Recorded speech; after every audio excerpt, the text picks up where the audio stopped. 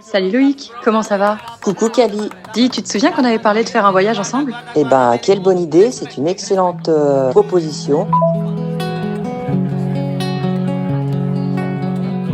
Je vous emmène avec moi à Rome, une destination que Loïc, un ami d'enfance lui-même malvoyant, a choisie. Ensemble, nous partons à la conquête de l'accessibilité et de la culture de la capitale italienne. Un rêve, un envol, un projet entre amis. Direction Rome.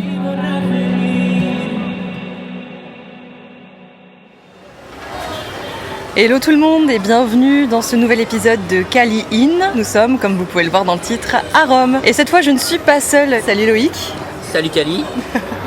Et on est partis ensemble pour un petit voyage à Rome. Et donc je pense que ces épisodes-là vont prendre la forme d'épisodes bonus, puisque cette fois, ça ne va pas être totalement mon voyage qu'on va suivre, mais ça va être celui de Loïc, à travers les yeux, les oreilles de Loïc, qui est lui-même malvoyant. Ah non, la canne blanche, c'est qu'un aspect de décoration.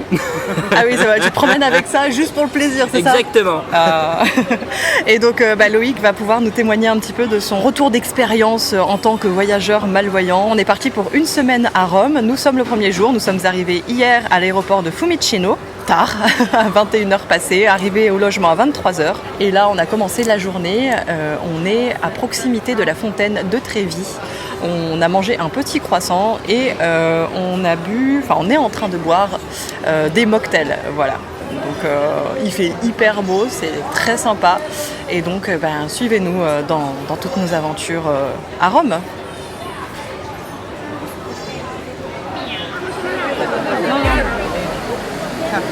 Hop, on s'approche. Super. Alors c'est mieux, effectivement, c'est plus près par là-bas. Ouais, C'est plus près. Fais voir. Oh, la distance, ouais, il y a le poteau là en plus. Donc pas pratique, c'est ça? Ici, c'est moi qui le lance pour toi. Ça marche les vœux ou pas? Je sais pas.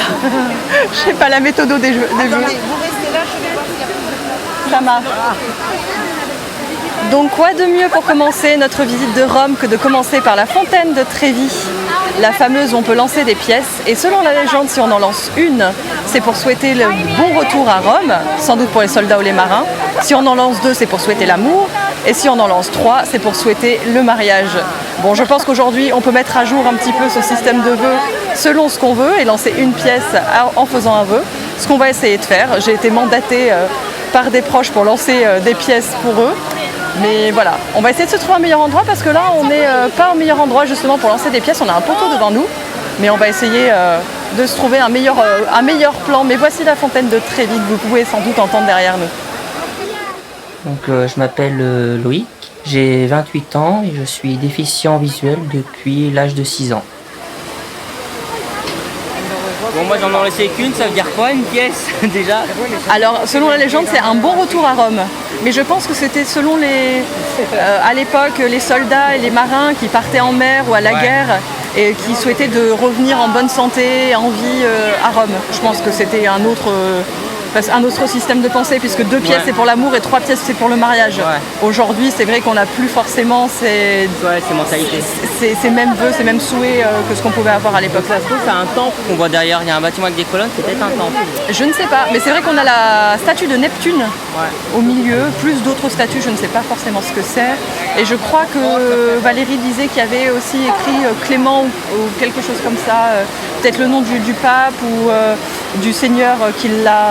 C'est plutôt le Seigneur, parce que le pape, je sais pas de quand est-ce que ça date, le premier pape. Le premier pape, ça date de très très très très loin. Ah ouais? Ah ouais. Je n'ai plus la date. Je crois que le premier pape, c'était Caliste Ier, j'imagine. Quelque chose comme ça. Je dis peut-être une bêtise. Hein. Mais ça date de l'époque de l'Empire romain, il me semble. Je dis peut-être des énormes bêtises. Je n'ai plus mes cours en tête. Mais Je vais nous sortir une petite pièce moi aussi. C'est bon, alors je lance pas loin, c'est ça? Lance fort quand même, comme ça t'es tranquille. Je lance loin quand même. Donc ça traverse que... Oui. Ouais. Allez, je commence à faire des vœux. Ah mais t'en as combien de vœux? Je sais pas. C'est pour les gens autour de moi. Oui, t'as eu la chance, elles ont rebondi. Il faut que tu lances très plus fort. Hein. Ok. Elles ont rebondi, elles sont allées dans l'eau du coup. J'ai rencontré Kali alors il y a fort longtemps. On a fait nos études ensemble à l'école primaire et puis après on s'est perdu de vue pour quand on était au collège-lycée. Et puis dernièrement on a dit ça serait bien qu'on essaie de se faire un voyage ensemble. Et on a fait ce voyage à Rome après de multueuses péripéties je dirais. Ouais, Ok, Vraiment droit devant toi, parce qu'en fait, tu visais le rebord de la margelle sur le côté. ça marche. non, Ah mince. celui-là il y est pas. Oui, Allez, parfait. Bon, écoutez, si vous voulez faire des vœux, il y a de la pièce. Hein. Il y a de la pièce. Ouais.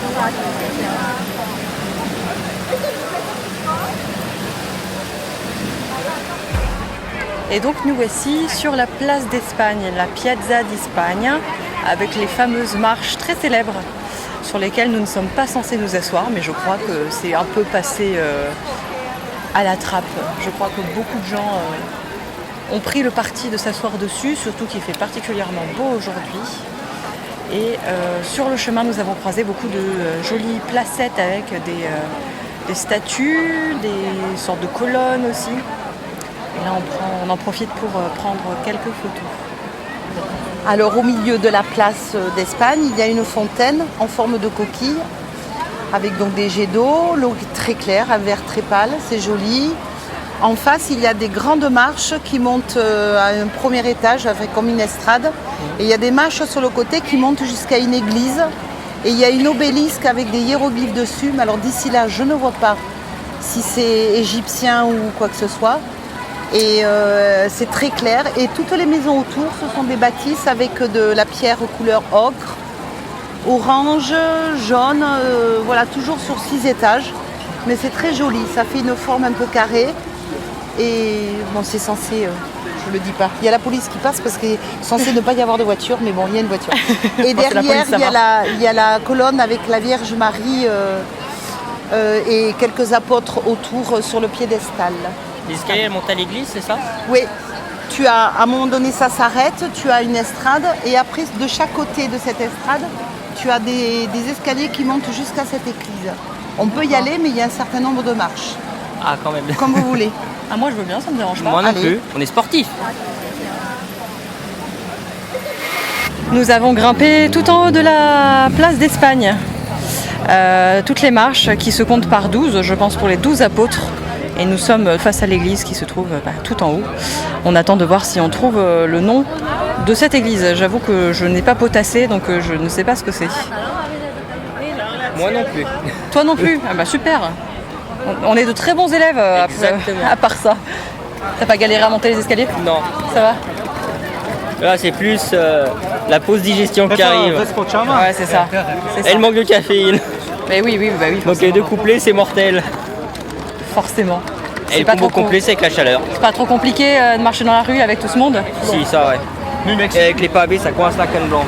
Ouais, d'endroits, ça coince. Donc, Ouais. Alors, j'ai réalisé que j'avais une application dans mon téléphone qui s'appelle Lens, L-E-N-S. Ah oui, qui reconnaît C'est la Trinité des Monts.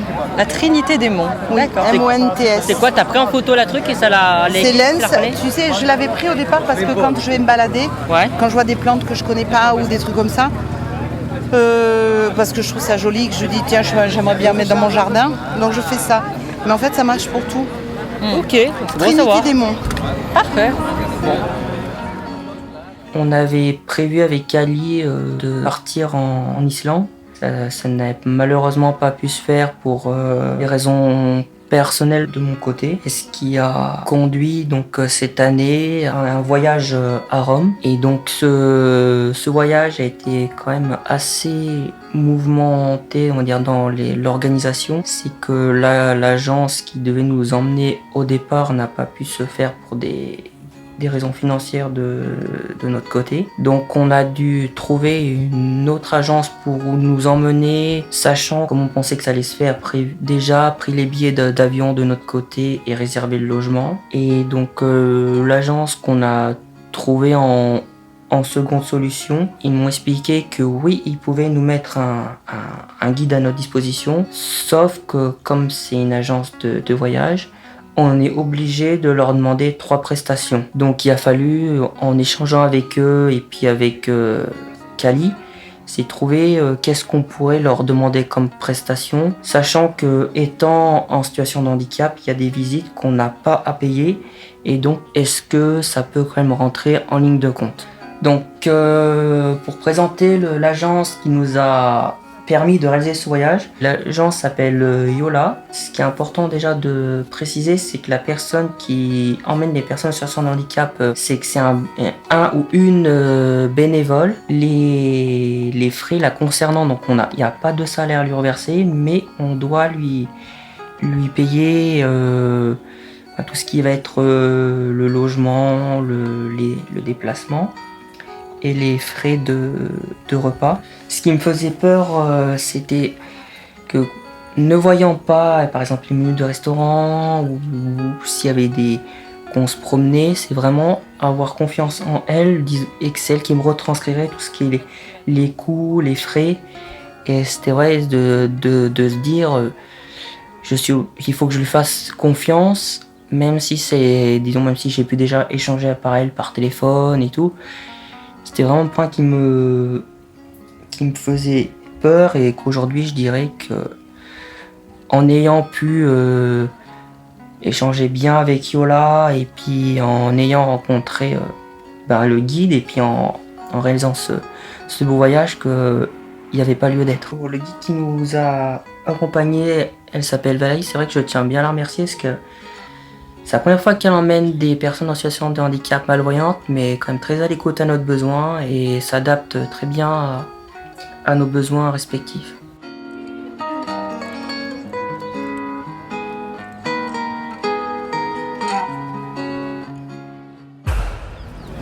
On se retrouve pour une nouvelle visite, cette fois de l'amphithéâtre Flavien, autrement dit le Colisée. Ça va Loïc? Ça va, et toi avec Ali? Callius, je t'en prie. Cali, c'est au pluriel, oh là là. Non, Callius, la romaine. Ah. Je peux t'appeler Loïcus, mais ça fait un peu bizarre peut-être. Voilà, on aura une guide pour la visite. Oui, voilà, on a Loïc. La colline de Rome, l'emmener sur la colline du Palatine que nous avons à notre gauche. Nous sommes en effet sur une vallée entourée de 3 collines. Et la plus fameuse, c'est juste derrière l'Arc de Triomphe, à côté duquel on s'est retrouvé. C'est un énorme arc de triomphe qui fait 25 mètres, qui célèbre le triomphe d'un empereur qui arrive à la fin de l'histoire de l'Empire, Constantin. Vous l'avez jamais entendu? Constantin, oui. Oui. Constantin est le premier empereur chrétien. Oui. Et donc pour les papes qui ont pris la place de l'empereur après la chute de l'Empire, Constantin est une figure très importante. On a devant le plus grand amphithéâtre du monde, qui a 2000 ans et qui de ce côté garde encore intacte sa façade de 52 mètres de haut. C'est comme un immeuble de 15 étages, c'est quelque chose de démesuré. C'est un amphithéâtre qui ne servait que pour les jours les plus aimés, les jours sanglants. Et les jours sanglants ne sont même pas tous les jours, ils sont une dizaine de jours par an. Mais c'est gigantesque, c'est la forme de spectacle la plus aimée par les Romains. Et 52 mètres de haut, c'est inimaginable. Donc, imaginez-vous qu'il y avait 80 arcades, dont 76 sont numérotées, car les 4 sur les points cardinaux ne sont pas numérotées. Les autres servaient pour la distribution de tous les spectateurs. Et vu que c'est le modèle de tous les stades d'aujourd'hui, c'est facile d'imaginer la capacité. Bien sûr. Entre les 50 000 et les 80 000 spectateurs. Parce qu'on ne peut pas faire une structure plus grande, sinon après on ne voit pas. Donc quand au XXe siècle sont nés les stades, ils ont tout simplement copié les Colisées. Et ces 80 000 spectateurs, c'est rapporté par les sources, d'entrée et sortie d'ici à moins de 10-15 minutes. Eh ben. Imaginez. Donc les entrées numérotées servaient pour la répartition des spectateurs rapidement et pour l'évacuation encore plus rapide. Ok. Et tout le monde pouvait venir, ou c'était vraiment on va dire pour les familles aisées? On disait que c'était pour le peuple. C'est le moment de cohésion sociale, non? D'accord. Chacun rentrait par son entrée, les personnes de différentes classes sociales ne se croisaient jamais et chacun arrivait à sa place. Mais les jeux gratuits servaient pour la cohésion sociale, pour on disait des jeux entretenir pour le peuple. les jeux pour le peuple, surtout à Gouard, Loyer, il y en a d'autres. Mais tout était revêtu à l'époque antique des plus beaux marbres. Si vous visitez les belles églises de Rome ou le Vatican ou ailleurs, vous trouvez ces marbres de toutes couleurs. C'est du marbre? Non, ça c'est le travertin. Ah oui, qui c'est vient du calcaire. pierre d'arche calcaire qui vient des Tivoli. Tout était plaqué de marbre, le même plaquage de marbre que vous retrouvez dans les plus belles églises et dans les plus beaux palais. Vous êtes allé, j'espère, sinon vous irez au Panthéon. Pas encore. Le Panthéon, c'est le seul monument de l'Antiquité. Et là, on a toutes sortes de couleurs. La pierre jaune, rouge, vert, blanche. Parce que ces carrières de marbre qui étaient tout autour de la Méditerranée et qui donc appartenaient à l'Empire, à Rome, servaient pour embellir les monuments, pour donner l'idée aussi d'une puissance extraordinaire. Alors toutes ces colonnes, toutes ces marbres, vous ne trouvez pas là. Ici, vous avez le squelette. C'est la plus grande carrière des matériaux de la ville, les Colisées. Oui. Non? Mais la structure portante, sur ce côté, parce qu'à la sortie il n'y a plus rien, il reste encore. Donc, des 4 arcades de la façade, il en reste 13. Et après, il y a l'enceinte au milieu, et ce que vous avez touché, c'est l'enceinte antérieure. D'accord. Ces parties formaient les doubles galeries, dans lesquelles on passe pour arriver maintenant au tourniquet d'entrée. Et je vous laisse apercevoir encore un détail. Les colonnes appartiennent à une des colonnes qui est décorée les Colisées. Si les colonnes sont monolithes, encore entières, on les a récupérées ailleurs. Vous les trouvez dans les églises et dans les palais. Mais les morceaux, par contre, étaient ensevelis, les archéologues les ont récupérés et disposés le long des murs. Ils sont devenus un peu les sofas du Colisée. Un autre marbre magnifique, c'est juste à côté. Je ne sais pas si vous avez percevé. Avance un petit C'est un marbre d'une autre typologie. C'est un marbre qui est arrivé dans ce cas. Tu Attention peux ici. toucher Loïc si tu veux. Un marbre qui est arrivé dans ce cas d'Assiminaire. Pour ce qui concerne la structure, touchez aussi, parce que vous avez la différence par rapport à... Ah bravo, exact, parce qu'il y a la colonne, hein. Et ça vous donne une idée de la taille de cette colonne. Hein. La distance qu'il y a entre vous et les murs, c'est la taille de la colonne. fait. Ça ressemble aux briquettes, tu sais, comme à Toulouse. Oui. Les briquettes rouges. Alors, comme ça, vous voilà. avez peut-être, à Rome, ils ont fait une chose extraordinaire. Ils ont inventé le béton. Et tous les monuments de l'Antiquité et tous les monuments que vous voyez aujourd'hui, mais partout, sont toujours pareils. Le béton et la brique. D'accord. Car tous ceux qui étaient les marbres, qui couvraient tout ça, c'est pas là, a été récupéré comme toujours. Et en effet, sous votre tête, là, il y a le ciel aujourd'hui. Mais à l'époque antique, il y avait quoi? Il y avait toutes les gradins où se mettaient les spectateurs. Il y avait des gradins juste au-dessus. Et pour se mettre assis, non? Du Colisée ne reste plus rien, mais on peut encore Imaginer où est les gradins, ouais. parce que les gradins ont disparu presque toutes. C'était un marbre, on a récupéré les marbres. Vous devez toujours imaginer que ce monument reste abandonné depuis le 5e siècle. Donc il est resté en usage 5 siècles et pendant 1000 ans, et plus de 1000 ans, il est devenu une carrière des matériaux. Cet endroit privilégié, c'est que dans un moment, vous entendez les coupes des canons. D'accord. Parce que dans un moment, c'est midi. C'est Ah ça oui. que je regardais. Ah d'accord. Et quand les papes étaient chassés, quand les papes étaient chassés à la fin d'une émission, écolo. Et voilà. Ça y est. Oui. Quand les papes étaient chassés, comprenez bien, c'est un passage, sinon Rome, vous comprenez bien. La Rome antique, la Rome papale et la chasse du pape, Rome est devenue capitale d'Italie. Quand les papes ont été chassés, ils sont restés enfermés en exil volontaire au Vatican. Rome est devenue la capitale d'Italie, il commence sa 3e phase. Et il ne voulait plus que les cloches annoncent midi. Il ne voulait plus que les dons de Michel-Ange et les dons de Saint-Pierre dominaient Rome. Venez là. Et qu'est-ce qu'ils ont fait? Ils ont dominé Rome avec son bâtiment horrible que est le monument Victor Emmanuel II, mais parce que Rome ne devait être plus dominée par les croix, non? Et par les dons de Saint-Pierre que de base rien ne devait effacer depuis toujours. En même temps, ils ont dominé l'espace. Ils devaient dominer la dimension du temps. Et les coupes des canons, c'est juste une seconde avant que toutes les cloches annoncent le midi, que jusqu'alors annonçaient le midi pour les Romains. Et le pape était chassé, la ville est devenue capitale laïque anticléricaliste d'Italie. Il faut attendre 60 ans, non, pour accepter la monarchie absolue du pape. Il y a des papes qui sont restés, Léon XIII est resté 22 ans en exil volontaire enfermé dans le Vatican. Ils ne sortaient jamais, ils étaient là en prison volontaire. C'est un Ave Maria. Si, des Schubert. Ouais. Et je vous rappelle, je vous montre, parce que c'est difficile à le voir peut-être, mais face à nous, nous avons une des portes en bronze de l'Antiquité qui nous soit parvenue, parce que ce bâtiment est devenu temple. Et le miracle de cette porte est que la serrure fonctionne encore. Imaginez-vous, une porte de bronze, pas fondue, arrivée jusqu'à nos jours, dont le mécanisme de la serrure est intact et fonctionne encore depuis 2000 ans. L'autre porte en bronze qui existe, c'est celle du Panthéon. Et la troisième, c'est celle qui était dans la Curie et qui aujourd'hui est devenue la porte de Saint-Jean du Latran, la cathédrale. Pourquoi? Parce que dans ces trois bâtiments ont été convertis en église. Et comme toujours, si les bâtiments qui sont convertis en église restent en fonction et ne deviennent pas des carrières de matériaux. Et le Panthéon est l'exemple le plus extraordinaire. Et encore, c'est la toute première église jamais construite dans le cœur de la Rome païenne, là où vous êtes. L'église de San Comme et Damien. Mais là, était pour vous signaler la porte. De maintenant, on peut tourner et rentrer dans la fameuse maison de Vestale. Il y a encore des offices dans ces églises-là? Si, mais on rentre dans l'extérieur. Si, c'est une église. Ma fille m'a appelé 2 fois. Un carillon, la Vierge Maria de C'est magnifique. Ah ouais. Là, je suis... Moi, j'adore les cloches des églises. Alors là, ouais.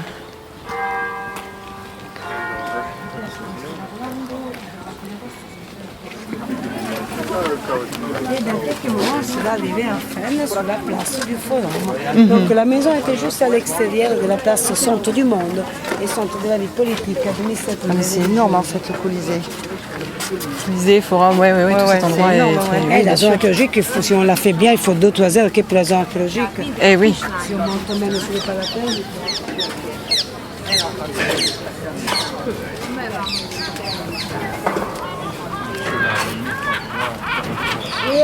Bon, c'est la mouette, elle est à 5 mètres là, une mouette. D'accord. Il y a encore un troisième arc de triomphe. Attention, virage. À droite. Derrière? Oui. Bon Loïc, lui tu fais de la rando en montagne, tu es habitué au terrain escarpé. Ouais, mais je fais gaffe parce que là, j'ai pas les chaussures adéquates. Oui, c'est pareil, ton pied, Non. il est... Parce que quand je fais les chemins escarpés, je mets des chaussures qui me tiennent bien ici pour éviter de me taper une... Ah d'accord. Ici, vous avez le temple le meilleur conservé face à vous, parce que ce temple, comme je disais, Alors, il est est moche. devenu une église. Et je ne sais pas si Il est vous très arrivez à moche. visualiser, mais il y a une porte verte. Cette porte est à 7 mètres de hauteur par rapport aux marches. Parce que c'est le niveau du forum au 7e siècle, quand l'église était réalisée à l'intérieur de ce temple abandonné. Mais c'est le même niveau qu'il y avait le forum jusqu'aux fouilles archéologiques de la fin du 1800. Donc, cette porte est devenue un balcon. Mais c'était l'entrée de l'église jusqu'à la fin du 1800. 7 mètres de terre, c'est énorme. Tout ce qu'on voit, c'était enseveli. C'était enseveli, Là, ouais. par exemple, on comprend rien, mais c'est un siège important, c'est la Regia, le siège du pontife. Et quand un jour César a pris sur lui même le titre de pontife, le pontife est le chef de la religion à Rome. Et donc, c'était lui qui choisissait les vestales, non les pontifes. Et lui vivait ici, parce que comme pontife, le pontife devait vivre à côté du forum, centre de la vie politique et religieuse, et à côté du temple de l'Est.